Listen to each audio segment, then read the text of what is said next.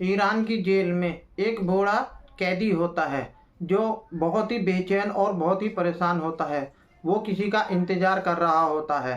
तभी एक वहाँ पे जवान लड़की आती है जो वो उसकी सगी बेटी होती है। जब वो लड़की उसके पास आती है, वो बूढ़ा कैदी अपनी बेटी से कहता है, बेटी जल्दी से अपने कपड़े उतारो, मुझसे सब्र नहीं हो रहा, मुझसे बर्दाश्त नहीं हो रही, जल्दी से आप अपने कपड़े उतारो। और वो लड़की अपने कपड़े उतार देती है। कौन था वो कैदी और वो क्यों अपनी लड़की के कपड़े उतरवा रहा था, क्या करना चाहता था अपनी लड़की के साथ, इस स्टोरी को गलत मत लीजिएगा। आओ जानते हैं इस कहानी में, इस सच्ची घटना में। आदाब, नमस्कार, सत श्री अकाल। मैं हूं जावेद खान और ये सच्ची घटना है ईरान की। ईरान में एक बहुत अमीर आदमी रहा करता था जिसके दो बेटे थे। उन दोनों बेटों में अपने बाप की दौलत को लेके झगड़ा हो जाता है और मार पिटाई हो जाती है। और वो उस बंटवारों को लेके कोर्ट के अदालत के चक्कर लगाने लगते हैं। तभी बड़ा भाई जो होता है वो उससे कहता है कि छोटे भाई से कि भाई बेईमानी मत करो, जो हमारे बाप की दौलत है उसे ईमानदारी से आधा आधा बांट लेते हैं। लेकिन जो छोटा भाई होता है वो कहता है कि मैं अपने बाप की दौलत में से तुम्हें कुछ भी नहीं दूंगा, सारी दौलत अपने ही पास रखूंगा। बड़ा भाई कहता है ऐसे कैसे हो जाएगा, जब हम अपने बाप के दो बेटे हैं, बाप की संपत्ति दोनों भाइयों को ही तो ही मिलेगी। लेकिन छोटा भाई कहता है कि नहीं, मुझे सारी संपत्ति चाहिए वरना तुम्हारा अंजाम बुरा होगा। बड़ा भाई कहता है कि तुम भाई नहीं दुश्मन बन रहे हो, मैं तुम्हारी दुश्मनी को देखूंगा, तुम मेरे साथ क्या कर सकते हो। तो छोटा भाई कहता है ठीक है, अंजाम भुगत लेना। फिर छोटा भाई प्लानिंग करता है और गुंडों से यानी कि किराए के बदमाशों से अपने बाप का कत्ल करा देता है, मरवा देता है अपने बाप को और इल्ज़ाम अपने बड़े भाई पे लगा देता है। जो वो बूढ़ा व्यक्ति था वो ही बड़ा भाई था। और ऐसा वो क्यों करता है, क्योंकि वो बहुत पावरफुल था, बहुत रसूखदार था। वो उसी जेल में, जिस जेल में वो बूढ़ा कैदी रह रहा था यानी कि बड़ा भाई रह रहा था, उसी जेल में छोटा भाई जो होता है वो बड़ा अधिकारी होता है। उसकी पावर, उसकी रसूख बहुत होता है, क्योंकि एक तो वो सरकारी महकमे का अधिकारी होता है, उधर वो जेल में होता है। जब वो जेल में चला जाता है तो उसके बाद कोर्ट में केस जाता है। जिस कोर्ट में केस जाता है वहाँ का जो जज होता है वो भी छोटे भाई का यानी कि जेल में का जो अधिकारी था उसका दोस्त होता है। छोटा भाई उससे कहता है ये जो कैदी है मेरा भाई है, इसने मेरा कहना नहीं माना और प्रॉपर्टी नहीं मुझे दी, और अगर ये जिंदा रहा तो कोर्ट अदालत के ज़रिए प्रॉपर्टी में आधा बंटवारा कर लेगा, जो मैं नहीं चाहता कि ये आधा बंटवारा कर ले। तुम इसको ऐसी सज़ा दो ताकि ये मर जाए और तड़प तड़प के मरे, इसे मेरी दुश्मनी का जो है अंजाम भुगतना पड़े।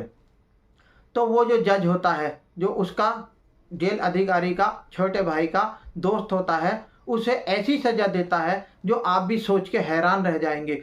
सज़ा ऐसी नहीं थी जो फांसी की सज़ा हो, सज़ा ऐसी नहीं थी जो तलवार से उसकी गर्दन उतार दी जाए, सज़ा ऐसी नहीं थी कि जहर का इंजेक्शन लगाया जाए। मतलब सज़ा ही अजीबोगरीब थी। वो सज़ा ऐसी थी कि वो जो कैदी होता है जब तक भी जिंदा रहेगा भूखा प्यासा जेल के कमरे में रहेगा और तड़प तड़प के अपनी जान देगा।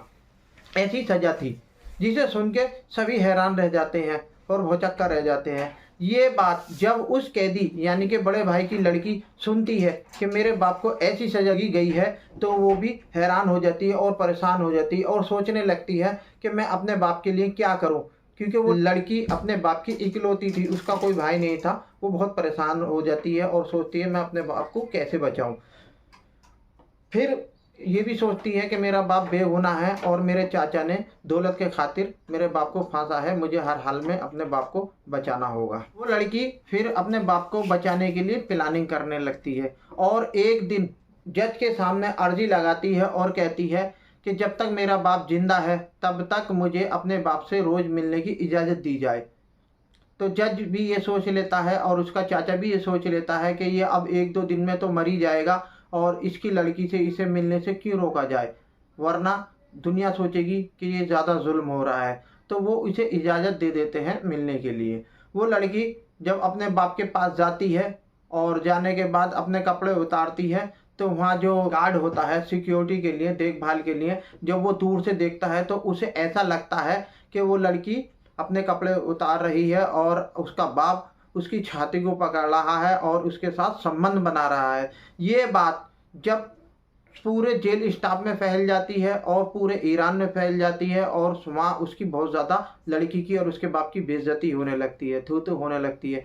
यहाँ तक कि उस लड़की का जीना खाना पीना रहना सब दुश्वार हो जाता है कि तुझे सब उसे ताने देने लगते हैं, कहने लगते हैं तुझे शर्म नहीं आ रही, तू अपने बाप के साथ जेल में जाके मुँह काला करती है। लेकिन वो लड़की चुप रहती है और सबकी बातों को सुनती रहती है और सब्र करती रहती है, क्योंकि सच्चाई उसे पता था वो क्या कर रही है और क्या नहीं कर रही।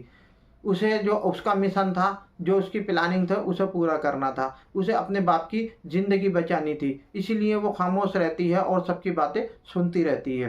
तभी वो जो जज होता है, जो यानी कि छोटे भाई का जेल ऑफिसर का जो दोस्त होता है, उसका ट्रांसफ़र हो जाता है और उसकी जगह पे दूसरा जज आ जाता है, उसकी पोस्टिंग हो जाती है। और वो केस जब उस जज के सामने आता है और तारीख लगती है, तभी उस जज के सामने वकील खड़ा होकर कहता है कि साहब, ये जो कैदी है इसने अपने बाप का कत्ल किया है और बेरहमी के साथ। इसे पिछले जज ने सज़ा दी थी, जो भूखा प्यासा रहने की सज़ा थी, तड़प तड़प के मरने की।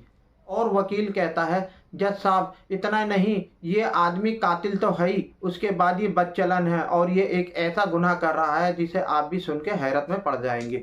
जज कहता है, ऐसा क्या गुनाह कर रहा है?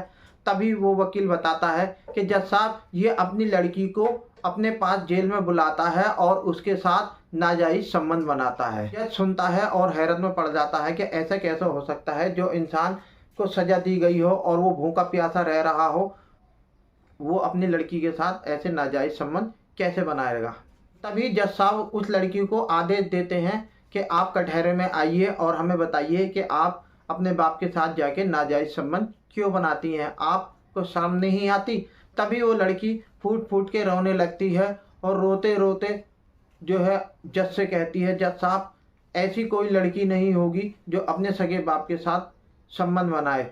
इतनी नीच और इतनी भी गिरी हुई हरकत कोई नहीं कर सकती और ना ही मैं करती हूँ।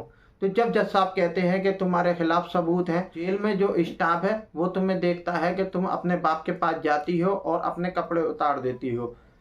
तभी वो लड़की कहती है, जज साहब कपड़े उतारने का मतलब ये नहीं होता कि मैं अपने बाप के साथ संबंध बनाती हूँ।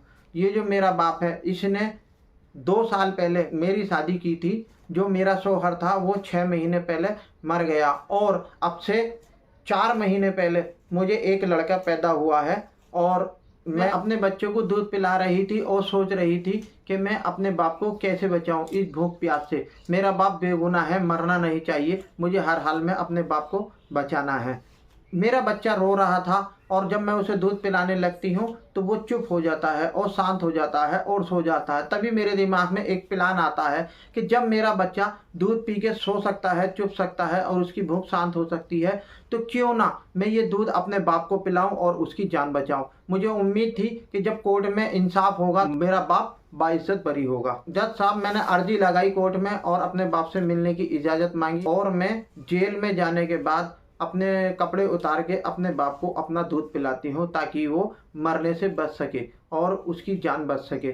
जज साहब, ये जो मेरे चाचा हैं, ये जेल में बड़े अधिकारी हैं। इसने मेरे दादा का कत्ल कराया है दौलत की खातिर और इन्होंने ही मेरे बाप को फंसाया है। जज साहब ये बात जब सुनते हैं तो आदेश देते हैं कि इस कत्ल की दोबारा से जांच की जाए और ईमानदारी के साथ जांच की जाए। तब वो उस कत्ल की ईमानदारी के साथ जांच की जाती है तो पता चलता है कि वो जो जेल में बड़ा अधिकारी था, यानी कि छोटा भाई था, उस लड़की का चाचा था, उसी ने ये कत्ल कराया था और उसे झूठा फंसाया था।